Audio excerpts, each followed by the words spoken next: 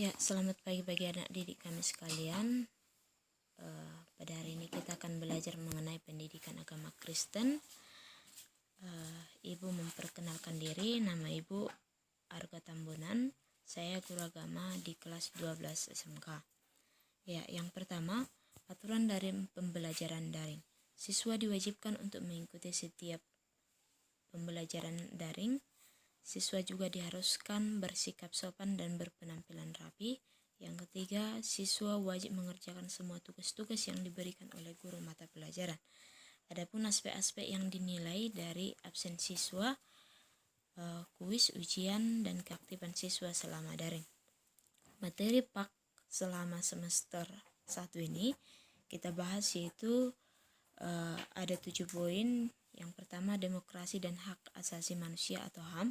Yang kedua, praktik demokrasi dan hak asasi manusia. Yang ketiga, demokrasi dan hak asasi manusia dalam perspektif Alkitab. Yang keempat, sikap gereja terhadap demokrasi dan hak asasi manusia di Indonesia. Yang kelima, multikulturalisme.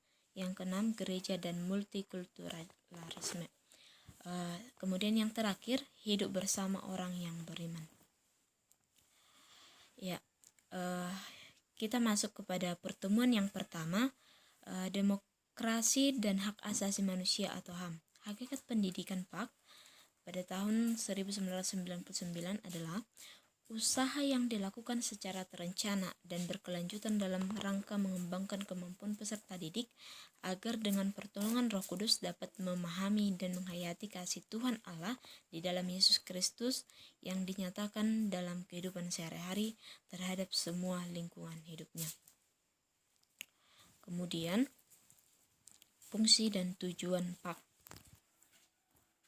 Fungsi dan tujuan PAK yang bagian A, mata pelajaran PAK berfungsi untuk 1. Memperkenalkan Allah dan karya-karyanya agar peserta didik bertumbuh dalam iman, percayanya dan meladani Allah dalam hidupnya. Yang kedua, menanamkan pemahaman tentang Allah dan karyanya kepada peserta didik sehingga mampu memahami, menghayati dan mengamalkan. Ya, bagian B, tujuan pembelajaran PAK.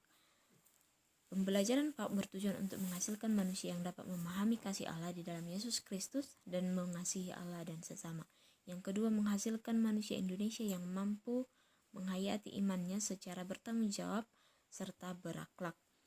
Adapun yang menjadi landasan teologis yaitu yang pertama, Ulangan 6 ayat 4-9, yang kedua Amsal 22 ayat 6, yang ketiga Matius 28 ayat 18-19. Bisa dibuka di Alkitab masing-masing. Baik, yang menjadi tugas pada pertemuan pertama ini adalah buat anak didik kami sekalian, silakan buat catatan kalian mengenai materi pertemuan pertama ini. Ya, saya rasa demikian pembelajaran kali ini. Kita akan nanti berlanjut kepada pembelajaran yang kedua. Demikian pendidikan agama Kristen untuk pertemuan pertama. Sekian dan terima kasih.